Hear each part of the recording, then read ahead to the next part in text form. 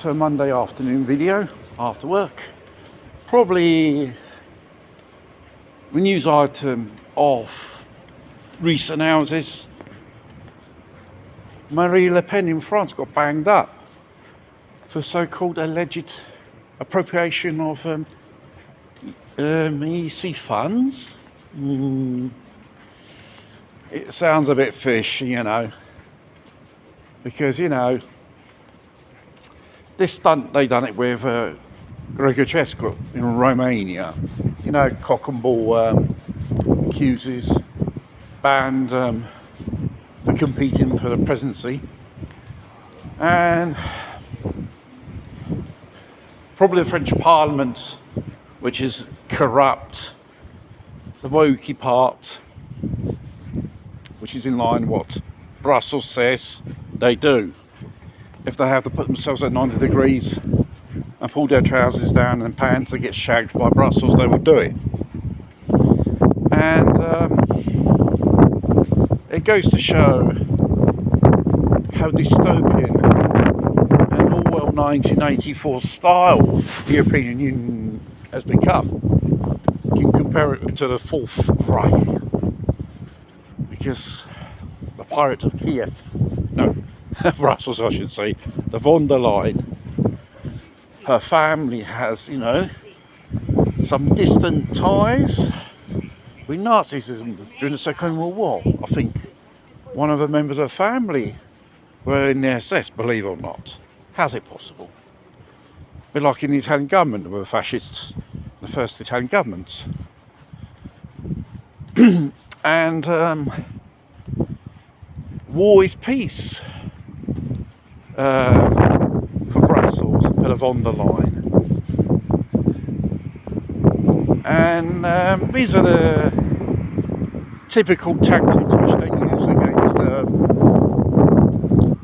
those dissidents of countries who don't go along with a narrative or an agenda, or the so-called European Union, which, my modest opinion, is the most corrupt institution in the bloody world. Like anywhere, there are corrupt politicians which are not elected by Europeans and who does not represent the interests of Europe practically. So what they're doing in office, they just want to, be in so-called positions of power. And they're probably scared of populism and conservatisms and stuff like that, or they call it far right. Appropriate term for that, going by wokey Brussels political jargon. Because they don't want opponents. They just only want a one-party system. And dissidents cannot speak out against.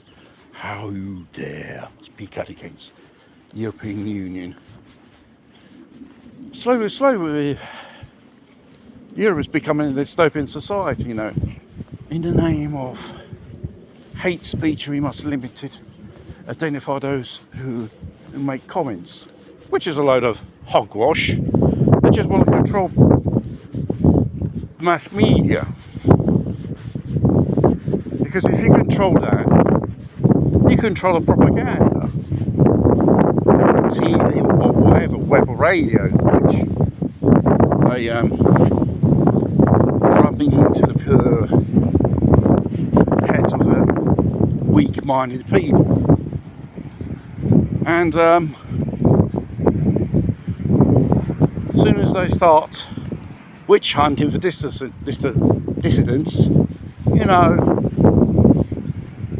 it's beginning of a tyranny, basically. It's always been a tyranny, basically, with a light coating of liberalism and freedom democracy. When there's people, they do speeches on TV, they just make me sick. They just talk a load of crap bullshit. I don't believe in it. And those people who want to change, probably future leaders, there's only very few courageous people in the European Parliament. And I think European people should back these people. The European Union, as the way it stands, it has to be destroyed, teared down, and reduced to rubbles, to ruins, I should say as well, because it's useless keeping a useless institute which does not represent the Europeans. They're pro-war, pro-woke, pro-invasion of Europe. Every time I think Harry will say, you're not defending the European Union, you're defending your interests and you're pushing ideologies and narratives. End of story. Which has got nothing to do with European democracy and freedom and stuff like that as principles. I think all that stuff went out the window many years ago. And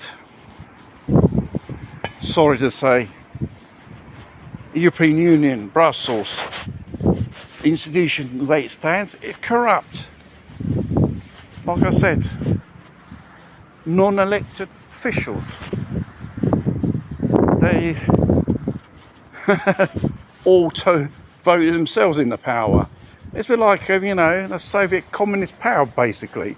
It's the same system, basically, but in a more subtle way for us. If it was hard communism, people would have stand up and uprise against it, because sooner or later people, if they don't realise, they're pushing us towards a war and then a dystopian society. Orwell 1984, technocratic Agenda 2030 stuff.